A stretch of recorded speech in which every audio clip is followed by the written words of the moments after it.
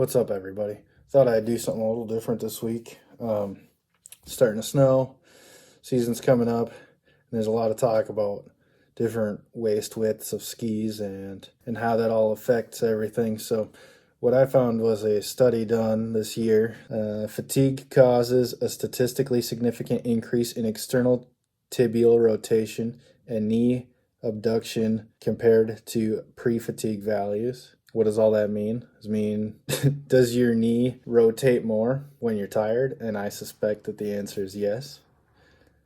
If you're out skiing and you've been out all day, you skiing along, and I bet, in me personally, I have a tendency to overcorrect things once I'm tired, as opposed to trusting in my muscle memory as like I probably should.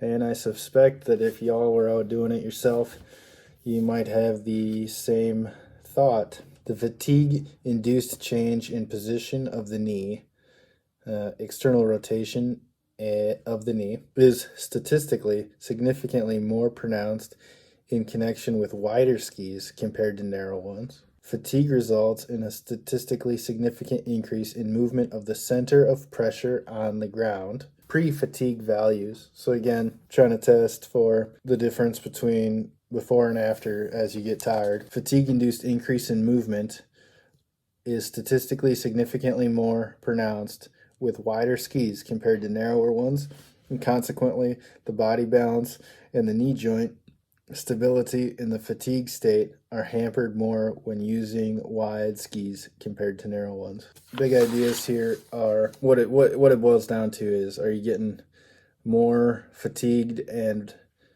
knee damage on a narrow-waisted ski or a wide-waisted ski? I think that's what it kind of really boils down to here. They've rigged up a ski, let's see, what do they call this? A ski turn simulator, and they have various points that they're measuring.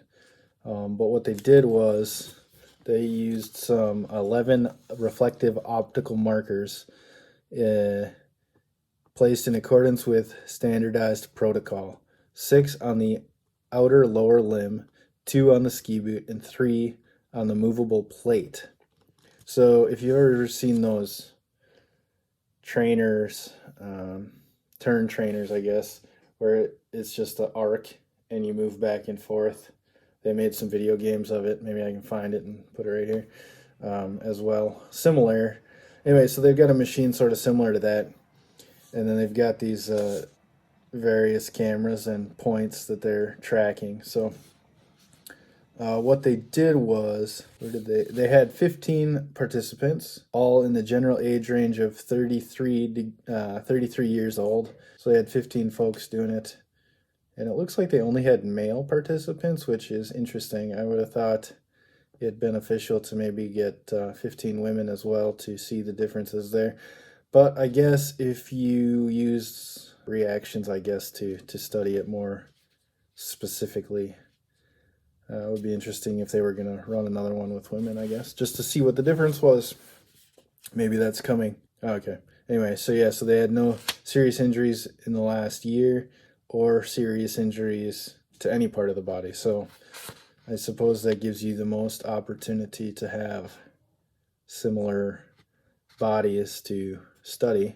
I suspect that if they used my busted old knees to study this, they'd get some different results. The subject was bonded to a robotic ski simulator with his left boot, while the other ski boot was lifted from the ground throughout the measurement simulation of all the weight on the leg during the turn. The computer-controlled system randomly changed the position of the ground reaction force 4 times every 10 seconds, simulating 3 ski waist widths, 0 millimeters, which obviously that's not real, but you have to have a base to start with, right? Then they went to a 60 millimeter, which would be more similar to your race ski, or, something fairly narrow, or even an old school straight ski would be right down in there.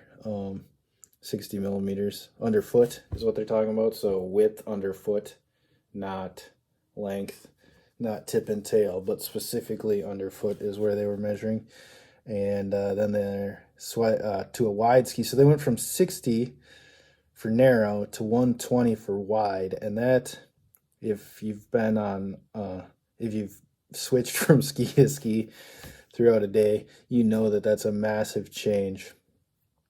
And let me tell you what, it's a huge change to go from a slalom ski or something that narrow to something as wide as a 120. That's a really wide ski, in my opinion. So anyway, the subject had to maintain 60 degrees flexation in the knee joint and 25-degree inclination at the plate for 10 seconds after each ski width change on the simulator.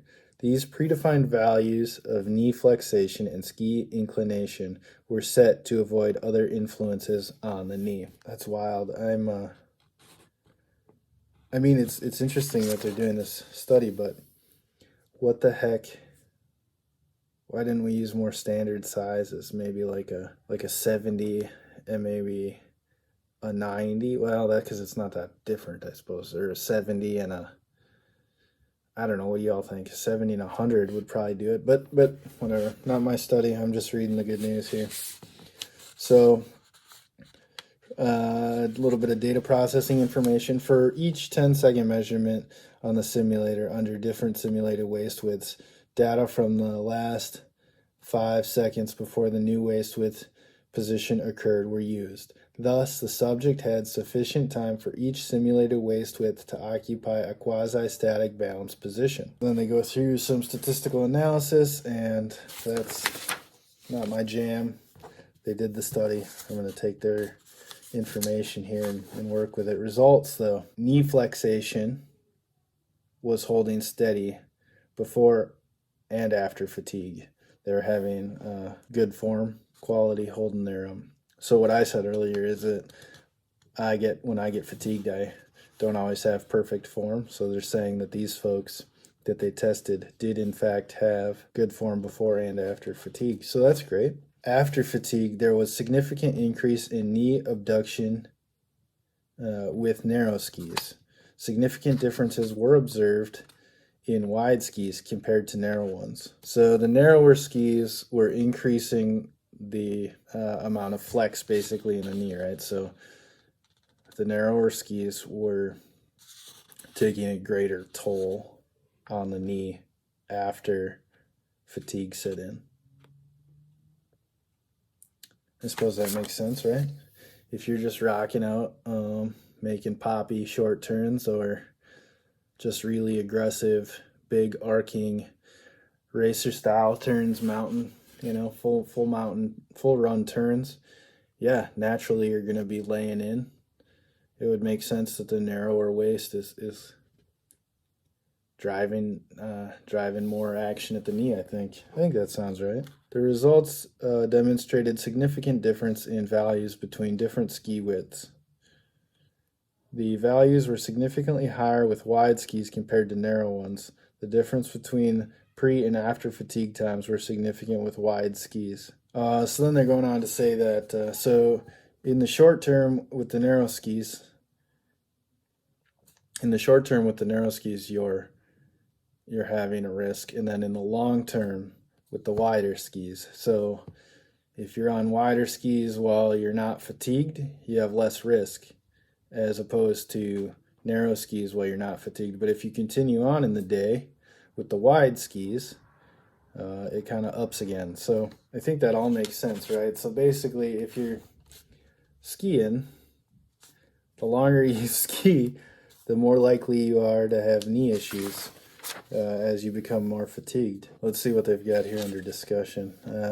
The main findings of the study were, firstly, that knee joint stability was affected by waist width of the ski, as well as by level of fatigue. The fatigue effect on the balance deterioration was significantly more influential with the narrow skis compared to the wide ones. So their last hypothesis was not confirmed.